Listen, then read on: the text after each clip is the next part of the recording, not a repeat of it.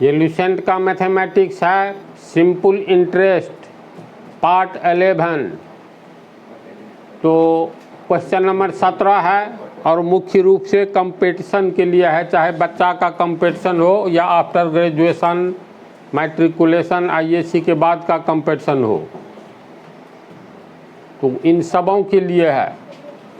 तो question number 17, एक राशि 11% वार्षिक साधारण ब्याज की दर से क्रमशः 3.5 वर्ष और 4.5 वर्ष के लिए उधार ली गई।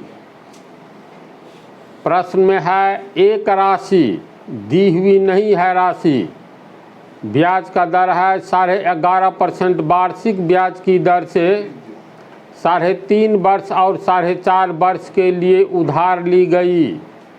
यदि इन दो अवधियों के लिए ब्याज में अंतर 412 रुपया 50 पैसा था तो राशि ज्ञात कीजिए।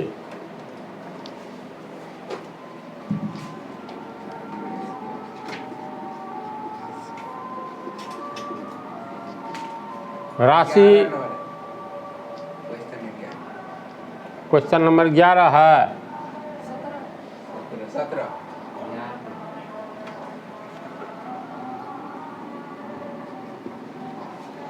एक राशि 11% वार्षिक साधारण ब्याज की दर से 3.5 वर्ष और 4.5 वर्ष के लिए उधार ली गई। इसमें दिया हुआ है मूलधन, तो राशि का मतलब मूलधन हुआ, तो मान लो माना कि वह राशि x रुपया है, समझा। तो ये x रुपया 11% वार्षिक साधारण ब्याज की दर से लिया गया है, तो ये x रुपया तो मूलधन हो गया, तो मूलधन हो गया तुमको x रुपया। ब्याज का दर है 3.5 11%।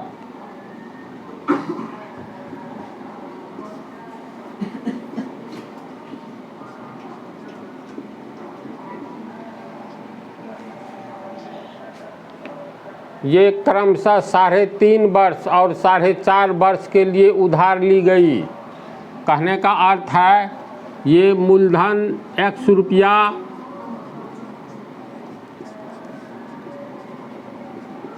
ब्याज का दर r हो गया तुमको 11% वार्षिक यानी सालाना।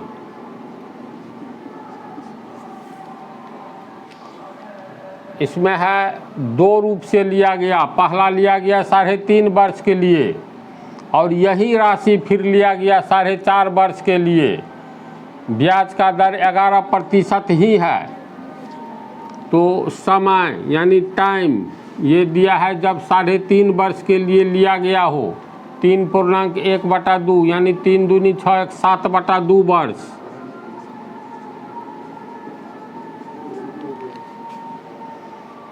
और फिर वही रुपया मूलधन ये जो है उतना ही रुपया, ब्याज का दर भी 11% सालाना ही, लेकिन समय ये 4.5 वर्ष के लिए लिया गया, 4 दूनी 8 1 9/2 वर्ष के लिए। तो दोनों का कुछ न कुछ ब्याज होगा, तो कहता है दोनों के ब्याज में यदि इन दो अवधियों के लिए ब्याज में अंतर 412 रुपया 50 पैसा था तो राशि ज्ञात कीजिए। इस मूलधन को 3.5 वर्ष के लिए रखा गया, इतना ही मूलधन को 9/2 यानी 4.5 वर्ष के लिए रखा गया, तो निश्चित तौर पर यह ब्याज की राशि अधिक होगी और ये कम होगा। x रुपया ही तू 11% की दर से दो आदमी को दो, एक लौटाएगा 3.5 वर्ष में, एक 4.5 वर्ष में, तो 4.5 वर्ष में लौटाने वाला ब्याज 3.5 वर्ष में लौटाने वाला ब्याज से अधिक होगा। मान लेते हैं इसका ब्याज इंटरेस्ट यानी इंटरेस्ट I2, इसका हो गया I1 अगर ये मान लो, देखो ब्याज में अंतर कितना है, तो 412 रुपया 50 पैसा ये डिफरेंस है। इसका मतलब ये 1 रुपया ब्याज है, तो ये कितना होगा, 1 जोड़ 412 रुपया 50 पैसा। ये 2 रुपया है, तो 2 जोड़ 412 रुपया 50 पैसा। तो अगर ये मान लो y रुपया है, तो 412 रुपया 50 पैसा का अंतर है। जैसे 5 और 15 में कितना का अंतर है, 10 का अंतर है। तो 5 जोड़ 10 लिखेंगे, यानी 15 अब 5 में देखो, तो 15 5 में 10 का अंतर है। तो 10 का अंतर मतलब बड़का में से छोटका घटाओ, 15 में से 5 घटाओ। एक नियम ये है। दूसरा नियम है, 10 रुपये का अंतर है किसी की कमाई में, तो एक आदमी का 6 रुपया है, तो दूसरे आदमी का 6 जोड़ 10 रुपया, ये 16 रुपया हुआ ना। 6 रुपया 16 रुपया, 6 रुपया 16 रुपया में 10 रुपया का अंतर है। तो पहला का जितना कमाई है, दूसरा का कमाई 10 रुपया का अंतर है, तो 10 रुपया बढ़ा दो या 10 रुपया घटा दो, ऐसा भी होता है। तो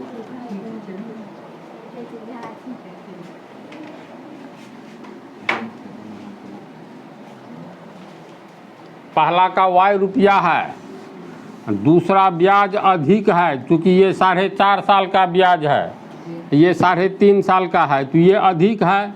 तो दोनों में अंतर है 412 रुपया 50 पैसा। अगर इसका y रुपया है, तो इसका y जोड़ 412 रुपया 50 पैसा, 412 रुपया 50 पैसा होगा। ये इसके बाद फार्मूला पर सेटिंग करेंगे, तो फार्मूला होता है ब्याज बराबर,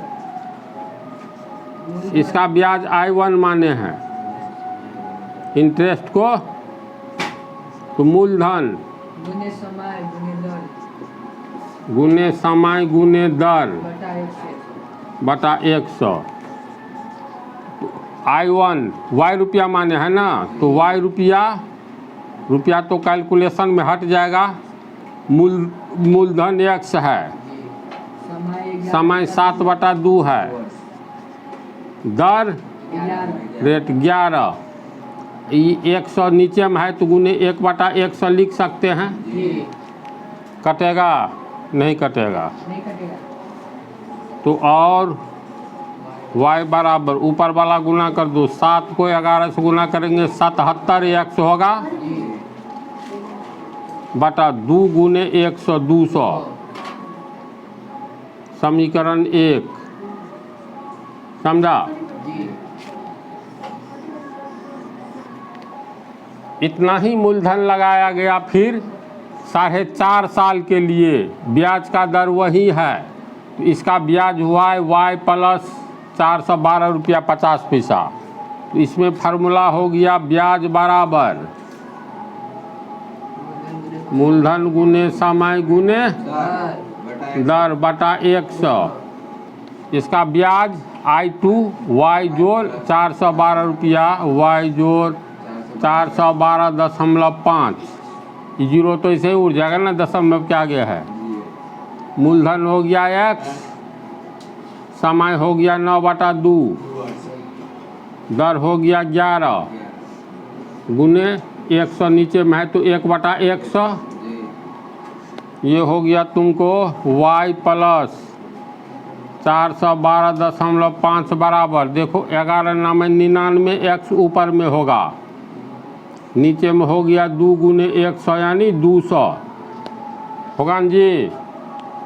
इसीलिए y बराबर 99x बटा 200 प्लस 412.5 आगे में जाएगा, तो माइनस 412.5, समीकरण 2।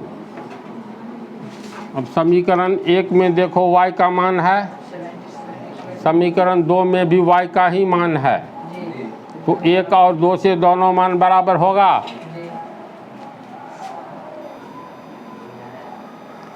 दो समीकरण प्राप्त हुआ है, तो समीकरण 1 और 2 से y का दोनों मान एक समान होगा, ये और ये इतना।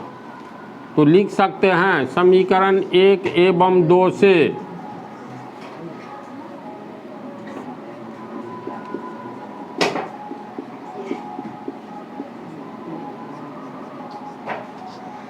सतहत्तर एक्स बटा 200 बराबर हो गया 99 एक्स बटा 200 माइनस 412.5। ये प्योर इक्वेशन है।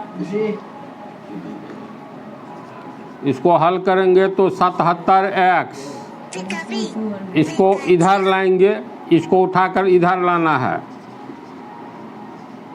प्लस 99 एक्स बटा 200 बराबर के पहले आएगा तो माइनस 99 एक्स बटा 200 बच गया माइनस 412.5 होगा इतना।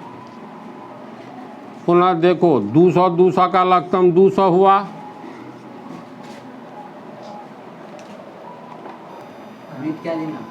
तो 200 लघुत्तम 200 हुआ, ये हो गया 77 एक्स माइनस 99 एक्स बराबर माइनस 412.5।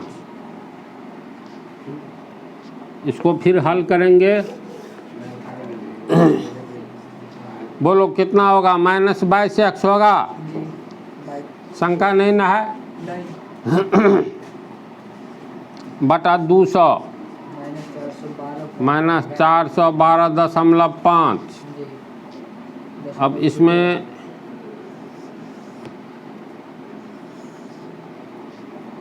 देखो इधर भी माइनस है, इधर भी माइनस है, तो दोनों बराबर के पहले माइनस से गुना कर देंगे तो बराबर के आगे भी करेंगे। तो इधर हो गया तुमको माइनस माइनस प्लस 22 एक्स बटा 200, यानी प्लस छिप गया। तो यहाँ बराबर के पहले माइनस से, बराबर के आगे माइनस से गुना किए तो माइनस माइनस प्लस, यहाँ भी माइनस माइनस प्लस हो गया। अब इसमें हम लोग ये काट रहा है, 11 दूनी 22 और ये हो गया 100, तो इधर हो गया 11 बटा 100, ये x 11 x बटा 100 बराबर 412.5। इस दशमलव को तोड़ देंगे तो नीचे में 10 होगा, और 11x तिरछा गुना करेंगे तो 4125 गुने 100 हो जाएगा ना, नीचे में 10, तो ये जीरो कट गया। इसके बाद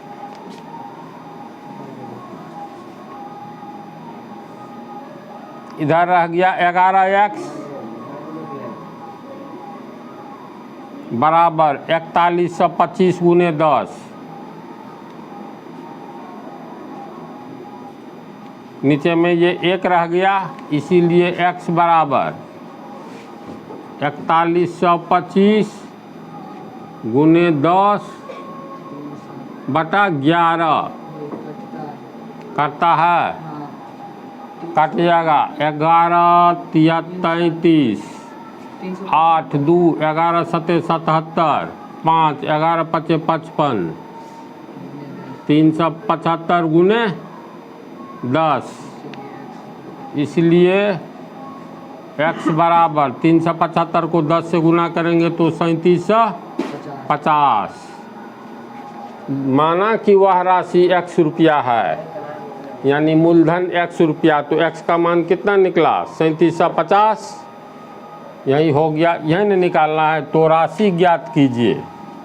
तो इतना रुपया मूलधन हुआ, यही हो गया आंसर। समझा इसको? इस पार्ट में एक ही प्रॉब्लम रहेगा।